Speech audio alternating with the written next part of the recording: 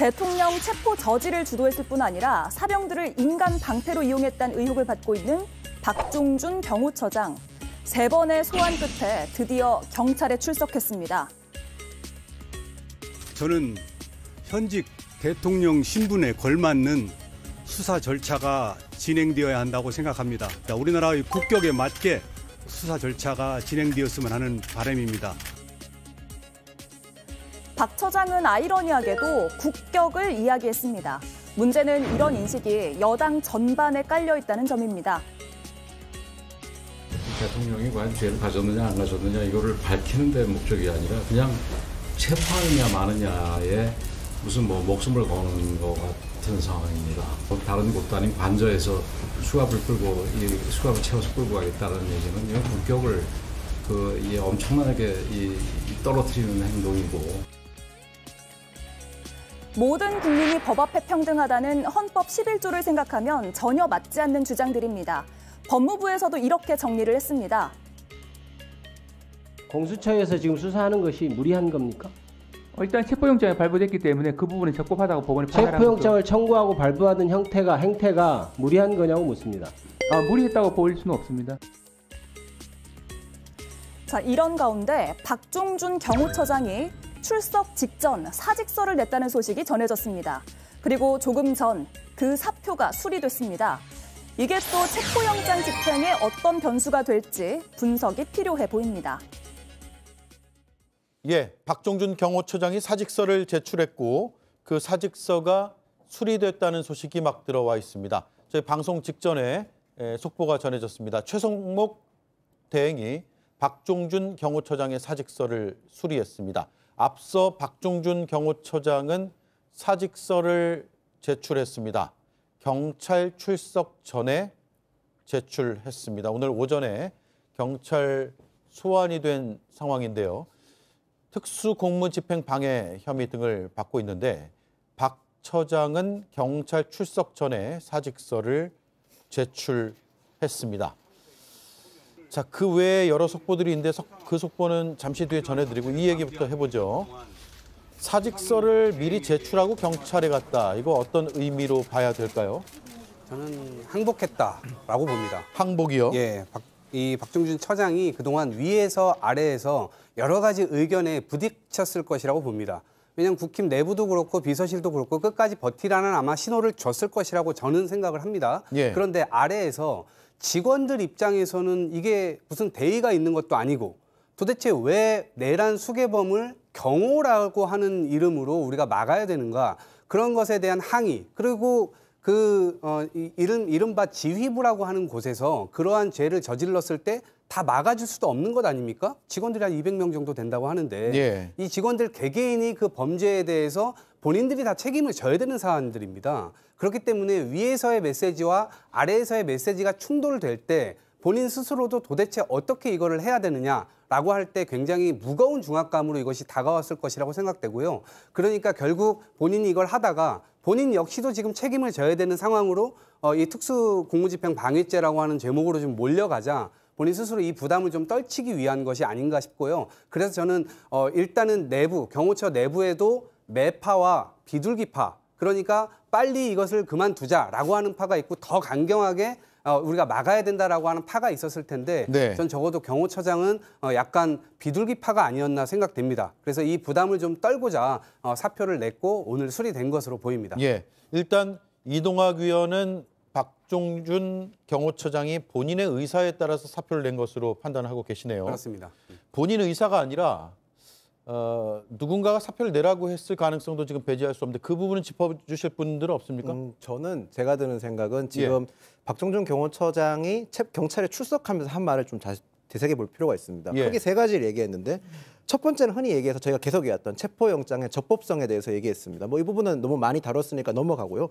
두 번째 보면 물리적 충돌을 피해야 된다. 그리고 예. 세 번째가 대통령에 맞는 격에 맞는 수사 절차를 해야 된다고 주장을 했었거든요. 그러면 일종의 여기서 저희가 주목해야 될 부분은 저는 물리적 충돌을 피해야 된다는 것 같습니다. 네. 최상목 권한대행 역시 사직서를 수리하면서 물리적 충돌만큼은 피해야 된다는 메시지가 들어가 있었거든요. 이 말은 박종준 경호처장이 공수처에 일종의 신호를 저는 줬다고 생각을 합니다. 최대한 지금처럼 강대강 대결이 아니라 최소한의 약간의 협의를 통해서 사전 협의를 통해서 뭔가 조금 진척된 모습을 보여야 되는 게 수사기관과 정부기관의 충돌을 막아야 된다는 그런 메시지를 저는 줬다고 생각을 합니다. 예.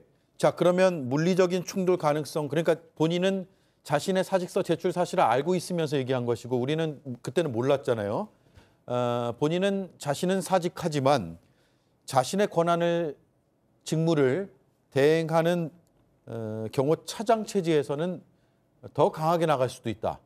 그래서 물리적 충돌이 일어날 수도 있다라는 것을 넌지시 얘기했다라고도 해석할 수 있는 부분이네요. 그렇다고 보입니다. 일단 박종준 처장이 사표를 낸 거는 제가 보기에는 자신의 퇴로를 좀 찾은 걸로 보여요. 예. 왜냐하면 1차 체포영장 집행 당시보다 앞으로 벌어질 2차 체포영장 집행 때는 특수공무집행 방해를 벗어나기가 어려울 거거든요. 예. 근데 지금 윤석열 씨를 지키는 것은 사실상 명분도 없고 그냥 자신의 그 특수공무집행 방해로 인한 범죄 혐의만 추가가 될 거거든요. 그러다 보니까 박종준 처장 본인 입장에서도 이게 법적으로 자기가 불리하다는 걸 반드시 알 수밖에 없어요. 왜냐하면 박종준 처장 경찰대 2기 출신 엘리트거든요. 지금 뭐 나오면서 말로는 영장의 위법성이라든가 이런 거에 대해서 이야기했지만 법원에서 정식으로 발부한 영장에 대해서 경호처장이 어떻게 위법성을 이야기할 수 있습니까? 네. 이제 그런 부분들에 대해서 자신이 물러날 곳이 없다는 판단을 했다가 오늘 마침 수사 들어오길래 그래 그러면은 내가 가면서 사퇴하고 나는 사표 내고 함으로 인해 가지고 나는 좀 빠져나가자. 내가 순장조가 될 수는 없다. 그래서 지금 현재 경호처의 모습을 좀 대변해 주는 것은 아닌지 예. 그런 모습이 좀 보입니다. 자, 세 분의 말씀을 제가 종합해 볼게요. 일단 본인 스스로 백기투항했다라는 쪽의 의견이 좀 강한 것 같습니다. 왜냐하면 2차 집행 때 경호처장으로 계속 있으면 더 강한 충돌이 불가피할 것으로 보이고 그럴 경우에 범죄 혐의는 더 분명하게 추가될 가능성이 있기 때문이다라는 것이죠. 첫 번째. 그리고 두 번째는 그렇기 때문에 법원의 영장이 발부된 그 법원이 발부한 영장을 물리적으로 막는 행위 자체는 겉으로는 위법하다 혹은 부당하다는 점을 얘기하고 있지만 본인 스스로도 법적 처벌을 피할 수 없다는 것을 알고 있기 때문에 스스로의 퇴로를 열었다라는 게 두 번째. 이 정도의 분석으로 이야기하면 되겠네요. 그리고 물리적 충돌 가능성까지 얘기했기 때문에 향후에 자신의 직무를 대행할 경호처장 체제에서는 더 강한 물리적 충돌 가능성도 있어서 그런 것도 미리 경고 혹은 알렸다라는 측면도 우린 오늘 경찰 출석 장면에서 볼 수가 있다라는 말씀 정도로 정리를 하면 될 것 같습니다. 자, 일단 최 대행은 공수처와 경호처의 대립이 지금 해소될 수가 없다라고 입장을 냈고요. 현행법으로는 그 충돌을 피할 출구를 찾기가 어렵다라는 게 최상목 대행의 입장이었습니다. 두 기관의 갈등 출구를 뚫기가 어렵다라고 판단을 했습니다. 그리고 그 해법으로 여야가 합의를 해서 위헌 소지가 없는 특검법을 마련해달라고 최 대행이 국회에 요청을 했습니다. 특검법 마련으로 공수처와 경호처의 대립이 해소될 것이다. 그러니까 특검법 마련으로 해소될 것이라는 건 수사 주체 그리고 수사의 권한 문제가 해소될 것이다. 이렇게 보면 되겠네요. 네, 대단히 정치적인 이 언어입니다. 예. 그러니까 경호처장은 사실상 대통령의 신체 위해를 가하냐 안 가하냐 이러한 기본적으로 프로토콜이 있는 것이고 그 프로토콜에 의해서 대통령을 경호하는 것인데 사법 질서에 의해서 영장이 발부됐고 그 영장 발부에 대해서 그 누구도 막을 수는 없습니다. 예. 그런데 지금 두 기관이 충돌한다라고 얘기를 하고 있지 않습니까? 대단히 정치적인 언어일 뿐만 아니라 저것은 사법체계를 정면으로 부정하는 단어죠. 그런데 본인 내심에는 이러한 부분이 잘못됐다라는 걸 깨닫고 있었을 가능성이 전 크다고 보고 그럼에도 불구하고 저 자리에서는 마치 대통령의 말을 그대로 대변하는 듯한 말을 전달한 겁니다. 그런데 저것은 전 격가지라고 보고요. 예. 결국엔 시간 문제다. 그래서 대한민국이란 나라가 지금 40여 년 동안 수많은 사람들의 눈물과 땀과 목숨, 피와 이렇게 민주주의를 차곡차곡 쌓아왔는데 한순간 이 계엄이라고 하는 것으로 민주주의가 무너지고 독재 국가로 변할 뻔했습니다. 그런데 이제 그것을 제대로 처벌을 하지 못하게 되면 결국 사법도 무너지게 되고 이 나라 자체가 완전히 무너지기 때문에 대통령이 법을 지키지 않는다. 그러면 어느 국민이 그 법을 지키겠습니까? 예. 그러한 차원에서 우리가 이걸 바라보고 법 집행은 누구도 예외 없이 특혜 없이 평등하게 다 적용되어야 된다라고 하는 것을 이번에 완전히 드러내야 된다. 이렇게 봅니다. 예. 자, 최상목 대행이 특검 법안을 합의해달라고 강조를 했는데 이 특검은 어제 부결이 됐죠. 결국 폐기가 됐습니다. 그런데 그걸 떠나가지고 일단 여야 합의로 지금 추진하는 움직임이 있긴 있습니다. 그런데 그것이 거의 유일한 해법이고 현행 법상으로 경호처와 공수처의 충돌은 피할 수가 없다라고 얘기하는 거잖아요. 그러면 특검이 해법이라는 얘기인데 뭐 그 얘기는 맞는 얘기일 수도 있겠지만 특검이 합의가 돼서 법안이 처리가 되고 공포가 되고 특검을 임명하고 그 임명된 특검이 준비 기간을 거쳐서 출범하기까지는 상당히 오랜 시간이 걸린단 말이에요. 그럼 최상목 권한대행의 저 얘기대로 한다면 대통령의 체포 없이 현 상태를 한 달 이상, 길게는 2달까지 유지해야 한다는 것으로도 해석해 볼 수 있는데 이에 대한 의견이 있습니까? 예, 최상목 대행이 원래 직위가 뭐였습니까? 경제부총리였습니다. 경제에서 가장 중요한 게 무엇입니까? 심리와 타이밍이거든요. 근데 지금 우리 12월 경제 어땠습니까? 나라의 신용카드 매출액이 거의 35% 정도 떨어졌다고 그래요. 예. 지금 주가도 엄청 떨어지고 환율은 치솟고 있어요. 근데 이러한 상황을 빨리 해결해야 될 경제부처의 장이 어떻게 이거를 한 달 이상 더 끌겠다는 이야기를 하는지 너무 무책임한 이야기라고 저는 생각을 합니다. 그리고 국회를 통과하는 것은 기본적으로 통과하는 것 자체가 여야 합의가 된 것이라고 봐야 됩니다. 근데 지금 최상목 권한대행 앞에 단서를 달았어요. 특검을 하는 건 좋은데 여야 합의를 통해서 와라. 그러면은 만약에 특검법이 또 이제 국힘에서 또 반대하는 상황에서 국회를 통과해서 갈 경우에 거부권 쓰겠다는 겁니까? 저는 저 말 굉장히 위험한 발언이라고 보고요. 예. 최상목 대행이 진짜로 나라를 생각한다면 그리고 특검이 진짜 답이라고 생각을 한다면요. 이번에 지금 현재 어쨌든 여야가 좀 합의를 하려는 움직임이 있는 상황에서 법안이 통과가 된다면 그거에 대해서 거부권을 쓰지 않을 것을 지금 즉시 국민 앞에 천명을 해야 된다. 그래서 흔들리는 경제 상황도 좀 잡아야 된다. 이런 말씀 드리고 싶습니다. 예. 자, 그래픽 하나 다시 한번 준비해 주시죠. 자, 그렇게 되면 일단 누가 권한을 대행하느냐. 김성훈 경호차장이 일단은 대행을 하게 되겠죠? 네, 아무래도 자연 순번상 당연히 이제 지휘권이 승계가 될 텐데요.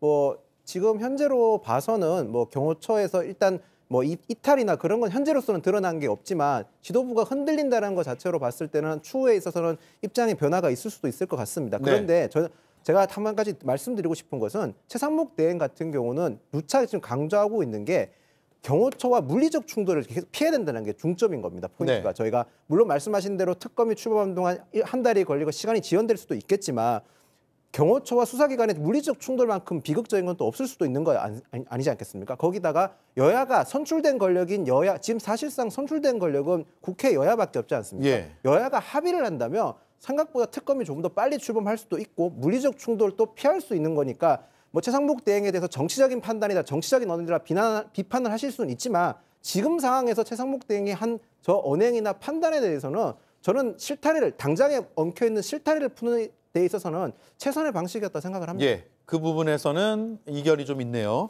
알겠습니다. 자, 그러면 권한을 대행하게 되는 김성훈 경호차장은 어떤 인물인지 혹시 파악되는 내용들이 있습니까? 이분은 늘공입니다. 늘공이라고 하는 건 뭐냐? 시험을 봐서 공무원이 되신 분입니다. 그리고 쭉 경호처에서 몸을 담아왔던 분이고요. 근데 이분이 지금 알려지기로 용현파, 그러니까 전 국방부 장관이었던 김용현 전 장관의 이 하수인이다라고 하는 그런 꼬리표가 붙어 있고요. 또 하나의 또 꼬리표가 붙어 있는데 김건희 라인이다라고 하는 표현이 붙어 있습니다. 예. 그러니까 이분이 지금 강경파로 분류가 되고 있습니다. 그래서 지금 물러난 이 처장과는 조금 입장을 좀 달리하는 그런 입장에 서 있을 수 있다고 보는데 저는 이 지금 어떻게 보면 매파가 앞으로 나와서 이제 이거를 이끌게 되잖아요, 경호처를. 그런데 제대로 이끌 수 있을까에 대한 의문이 있습니다. 왜냐하면 지금 어쨌든 대의 명분이 대통령 쪽에 있지 않습니다. 경호처에 없어요. 그런데 경호처 직원들 자체가 흔들리고 있습니다. 그리고 본인이 늘공이었기 때문에 사실은 경호처라고 하는 사람들이 대단히 숭고한 일을 하는 사람들입니다.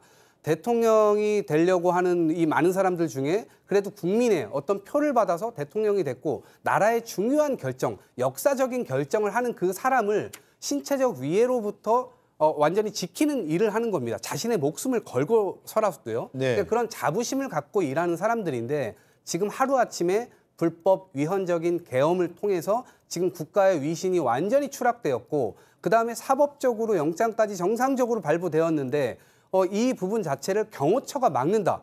신체적 위해도 아닌데요. 이거를 막는 그 명분이 지금 없는 상태에서 밑에서는 굉장히 부글부글 할 겁니다. 그래서 이 부분들을 끝까지 경호차장이란 분이 앞으로 대응을 하게 될 경우라도 책임져 줄 수 없는 일이기 때문에 이 지점에서는 역시 경호처장이 겪었던 그러한 이 의문 혹은 불안함 이런 것들을 차장 역시도 겪게 될 거다 이렇게 생각을 합니다. 예. 자, 김성훈 경호차장이 이동학 위원회 분석으로는 김용현 전 장관 라인, 동시에 김건희 여사의 라인이다. 그리고 상당히 이번 사안에 대해서 강경한 입장을 유지해왔던 인사다라는 것에 대해서는 대체로 동의하세요? 이 김성훈 차장과 이광우 경호본부장 이 두 분이 사실 경호처의 숨겨진 실세로 그동안 계속 이야기가 나왔었어요. 그리고 이 김성훈 차장 같은 경우는 원래 세종시에서 기획조정실장을 하던 인사 기획 파트에 계시던 분이거든요. 그런데 어떻게 갑자기 경호실의 차장급이 됐느냐? 이거는 사실 그 전에 경호처장이었던 김용현 씨에게 굉장히 잘 맞춰줬다라는 이야기가 많습니다. 그리고 그걸 넘어서서 사실은 대통령의 술 친구까지 해줄 정도로 굉장히 총애를 받는다. 이런 이야기까지 있어요. 그러다 보니까 굉장히 강성적이고 이제 대통령을 지키기 위해서 다 할 거다라는 생각을 좀 가지고 있다라고 주변에서 평가를 받고 있고요. 이 분이 지금 만약에 권한을 넘겨받아서 갈 경우에는 기존의 박종준 처장 일때보다 좀 더 오히려 경호처가 세게 움직일 수 있다. 그래서 그 기관 간 충돌이 굉장히 우려되는 부분이 있다라는 점을 말씀을 드리고, 근데 지금 김성훈 처장 역시 지금 경찰로부터 3차 출석을 받아놓은 상황이에요. 예, 출석 요구가 있었죠. 네, 내일까지거든요. 예. 내일까지 출석 요구 안 하면은 이 사람 체포해야 됩니다.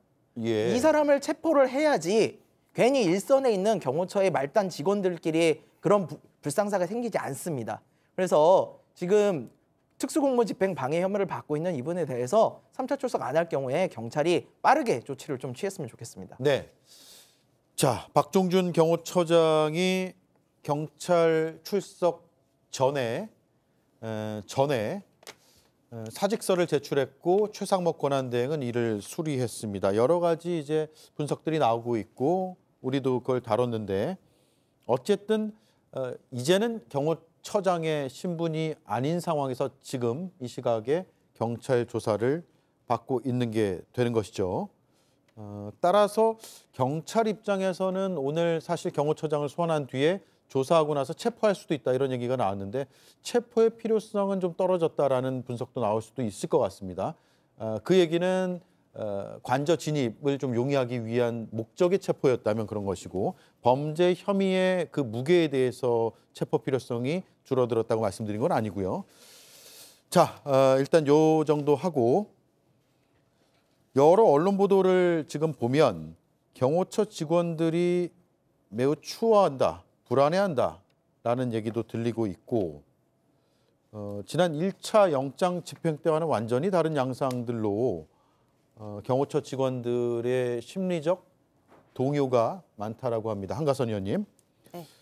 지난 1차 집행 때는 굉장히 강해 보였는데 지금 내부에서도 이런 동요가 있고 그렇게 되면 윤 대통령과 경호처 일부 인사들이 점점 고립되는 형국가 아니에요? 네.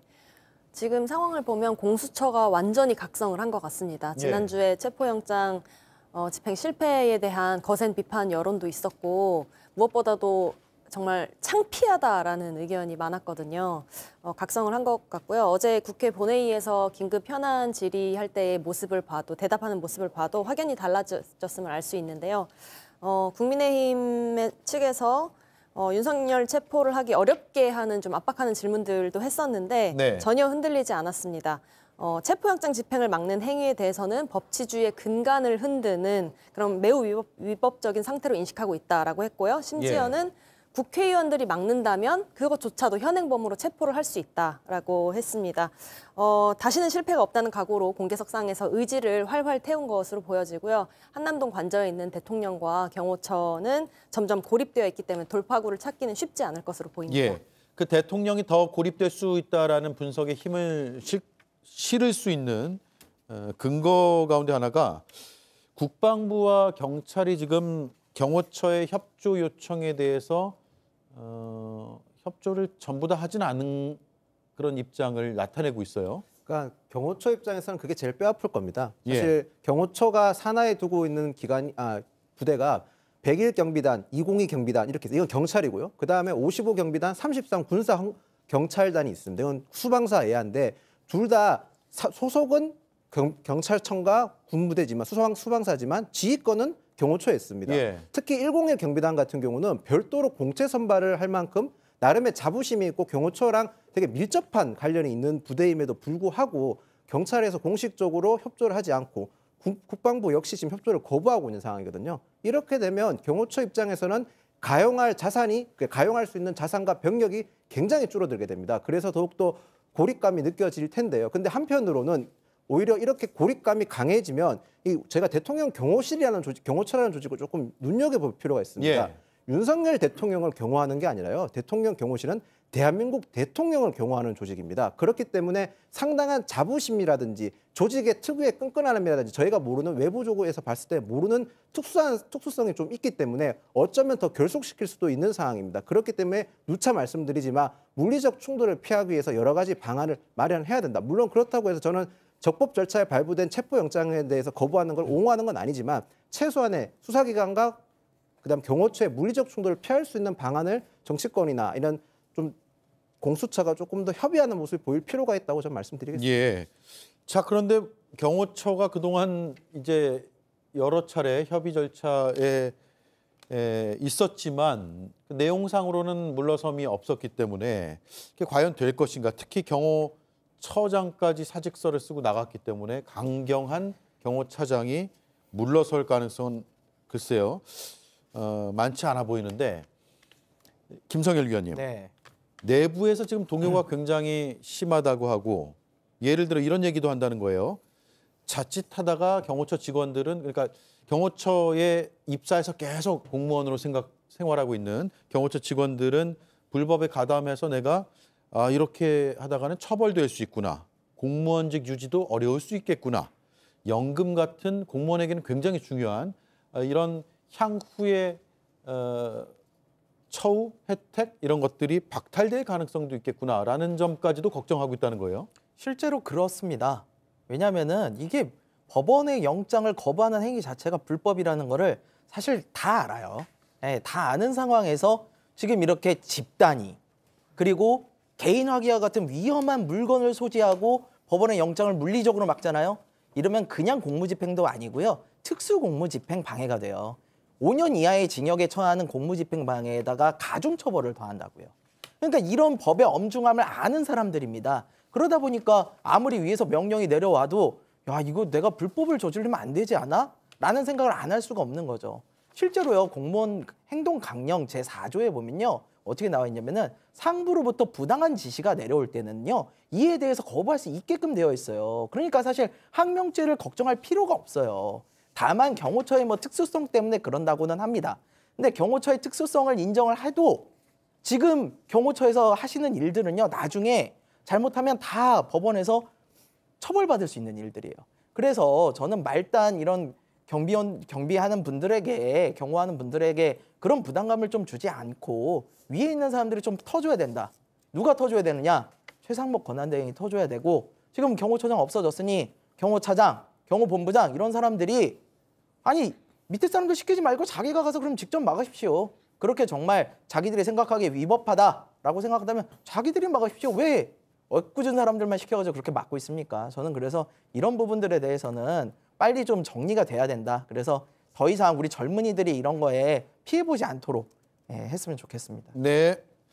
자, 그리고 한가선 위원님. 네. 지금 굉장히 주목되고 궁금한 부분이 첫 번째 경호차장. 경호처장의 직무를 위임받게 되는 경호차장이 내일 경찰 소환 통보에 응할 것인가가 첫 번째인데 그보다 더 사실 궁금한 게 2차 체포영장이 언제 집행될 것이냐 이거든요. 근데 우리가 뭐 예상할 수는 없죠. 어떤 근거들이 없기 때문에. 그리고 이번엔 굉장히 밀행성을 강조해서 순식간에 들어갈 수도 있다 이런 얘기까지 나오고 있어서 그런데 오늘 오후에 수도권 4개 경찰청 소속의 광역수사단 지휘부가 총소집이 됐다라고 하는데 이게 어떤 의미가 있어 보입니까? 네, 이 정도의 경찰을 총소집한다는 것은 정말로 체포에 절대로 실패하지 않겠다라는 의지를 다진 것이라고 보고요. 예. 이제 이제 경찰청 산하의 광수단 인력들 어떤 곳들을 이제 소집을 했는지를 보면은 마약범죄 수사대도 있거든요. 예. 시민들이 보시기에는 왜 마약범죄 수사대가 왜 투입되지라고 생각을 하실 수도 있어요. 근데 이곳을 보면은 영화 범죄도시에도 나왔던 네. 마동석이 활동을 했던 곳이잖아요. 체포의 베테랑들입니다. 체포에 가장 최적화되어 있는 분들이기 때문에 예. 이렇게 투입된 것으로 보이고요. 사실 이미 여러 경로를 통해서 경호처의 지도부와 경호처 직원들이 갈등을 하고 있다는 것은 알려져 있잖아요. 그렇기 때문에 핵심은 지도부를 먼저 체포를 하는 것이라고 생각합니다. 지도부를 먼저 체포를 하면 그 다음에 이제 수수는 자연스럽게 이루어질 수 있을 것이라고 생각합니다. 예, 경호처의 수뇌부들을 먼저 체포하고 경호처의 이른바 스크럼을 좀 무너뜨린 뒤에 진입할 수 있다. 네, 이게요. 추가적으로 조금만 말씀드리면 이미 입건이 됐잖아요. 그러니까 김성훈 경호차장, 이광우 경호본부장, 이진아 경비안전본부장 다 입건이 된 상태입니다. 네. 근데 체포에 응하지 않고 있어요. 그런데 만약에 이들을 체포하러 들어갈 경우에 경호처들이 이들을 막을 아무런 권한이 없습니다. 그렇죠. 본인은 본인 스스로 도피를 하거나 응하거나 둘밖에 없죠. 그렇죠. 경호처 직원들은 대통령을 경호한다는 어떤 그런 일념하에 지금 있는 거거든요. 그런데 경호처 차장, 경호본부장 이 사람들 잡으러 들어갈 때는 이 사람들을 경호할 아무런 의무가 없어요. 그걸 막으면 진짜 그야말로 그것 자체가 불법 행위가 됩니다. 예. 그렇기 때문에 지도부를 무력화할 수 있는 수단은 이미 공수처에서 만들어 놨기 때문에 크게 어려움 없이 지휘부를 무너뜨리는 것은 가능하다라고 보고요. 밑에 직원들도 이미 심리적으로는 무너져 있는 상태라고 보기 때문에 뭐 물리적 충돌을 할 거다라고 사실은 윤석열 대통령 측이나 이쪽에서 위협을 가하고 있는 것이지 이것은 뭐 이렇게 오래 짓는 게 많이 짓는 게가 사실은 사나워 보이지만 실제로는 내용은 없다 이렇게 보고 있기 때문에 공권력이 강력하게 집행을 하면 저는 이번에는 통할 것이다 이렇게 봅니다. 예, 자 형사 기동대가 510명 정도, 마약 범죄 수사대가 150명 정도. 그래서 다 합치면 4개 경찰청 산하의 광수단 인력이 1000여 명이 된다고 합니다. 굉장히 베테랑으로 꼽히는 인력들, 경찰들만 모았고 평소 업무 대부분이 무기를 동원해서 저항하는 그런 마약, 조직폭력 범죄자들을 체포하는 임무를 주로 해왔다고 합니다. 네, 대통령 체포영장 집행에 마약범죄 수사대까지 동원한다고 하니 참, 네, 현 상황이 씁쓸하게 느껴지네요. 그리고 대통령도 얼마 전에 반국가 세력이 마약 천국을 만들고 있다, 마약 소굴을 만들고 있다라고 했는데 아이러니한 상황까지도 벌어졌습니다. 근데 이게 지금 제가 하나 말씀드리고 싶은 거는 지금 경찰이 입장을 보면요. 4개 경찰청 소속 강력수사단 지휘부로 총소집했지 않습니까? 예. 지금 언급하신 부대들은 전부 다 산하경찰청 직속 부대입니다. 네. 지휘 체계를 일원화하겠다는 의미고 이 마약 수사나 형사기동대 같은 경우는요. 저희가 생각하는 그냥 일반적 형사분들이라고 생각하면 됩니다. 체포를 전문적으로 하는 분들이지 뭐 특별히 마약이라서 그런 건 아니고. 아, 그러니까요. 네. 그리고 한 가지 더 말씀드리고 싶은 거는 이분들이 공수처 같이 아마추어적인 게 아니라 체포에 특화된 분인데 밀행성을 어기고 이런 소식을 전했다는 것과 동시에 대규모 병력을 동원하겠다는 거는 일종의 경호처라든지 대통령 측에 일종의 수사에 응하라 또는 물리적 충돌을 최대한 피하면서 순순하게 체포의 영장에 대해서 응하라는 신호를 줬다고 보시는 것도 저는 한편으로는 타당하지 않은 분석이라고 생각합니다. 예, 그러네요. 자, 김윤영 의원 짚어주셨으니까 오해 소지가 있는데 마약이라는 걸 짚은 것은 이들이 평소 업무 대부분이 저항하는 피의자를 체포하는 데 아주 특화돼 있기 때문에 분야라기보다는 체포에 특화돼 있기 때문에 이번에 투입이 된다라는 점을 제가 다시 한번 말씀을 드리겠습니다. 오해 소지가 없기를 바라겠습니다.